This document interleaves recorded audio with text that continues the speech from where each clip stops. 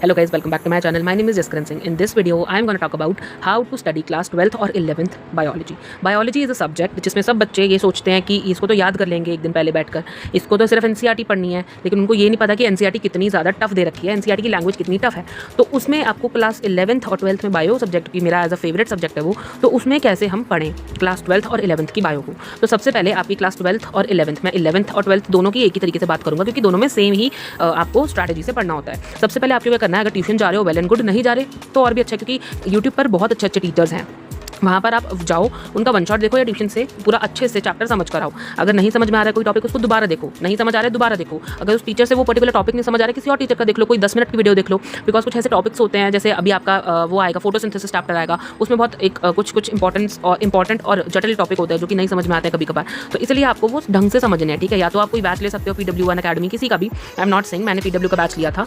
And आपको एक क्या करना है, कोई ऐसा टीचर लेना है जिसको आपका समझ में आए और आप उनको बाद में भी देखो। हर पूरी की पूरी बायो आप उन्हीं से पढ़ो, एक ही टीचर को फॉलो करना है, मेरा मतलब है। तो एक वन शॉट देखना है अच्छा सा, अच्छी ड्यूरेशन का, क्योंकि अभी टाइम है आपके पास लंबी ड्यूरेशन के भी लेक्चर्स देखने के, तो आप वो देखो। उसके बाद उनके नोट्स प्रिपेयर कर लो प्लीज़, बिकॉज नोट्स जो हैं लास्ट में काम आते हैं। मैंने जस्ट अभी बायो का एग्जाम दिया था बोर्ड का, तो उसमें notes are the very important. अगर एनसीईआरटी पढ़ने का टाइम नहीं है तो आप वो नोट्स पढ़ो। नोट्स में आपकी पूरी एनसीईआरटी टीचर्स जितने भी बायो के हैं वो क्रिस्प करके बता देते हैं, बहुत ईजी लैंग्वेज में आपको बायो के नोट्स जो है हर टीचर प्रोवाइड कर देता है। तो आपको वो लिखने ही लिखने हैं, आप पे टाइम है, कोई बहाना नहीं चलेगा। उसके बाद आपको नोट्स प्रिपेयर करने के बाद उनको रिवाइज भी करना है। एक चैप्टर पढ़ लिया, उसके बाद उसको रिवीजन का भी टाइम देना है, ठीक है। तो रिवाइज करने के बाद आपको 2 से 3 बार हर चैप्टर को एक बार पढ़ने के बाद रिवाइज करना इंपॉर्टेंट है। रिवाइज नहीं होगा, एंड तक आते आते सब चैप्टर ब्लैंक आउट हो जाता है, क्योंकि ये मेरे साथ हो रखा है, इसलिए मैं आपको बता रहा हूँ। इसलिए आपको रिवीजन सबसे ज़्यादा इंपॉर्टेंट है करना। अगर रिवीजन नहीं करोगे आपका नहीं हो पाएगा। And bio is a subject जिसको बहुत ही बच्चे लाइटली ले लेते हैं कि इसको तो पेपर से एक दिन पहले पढ़ लेंगे, नहीं होगा।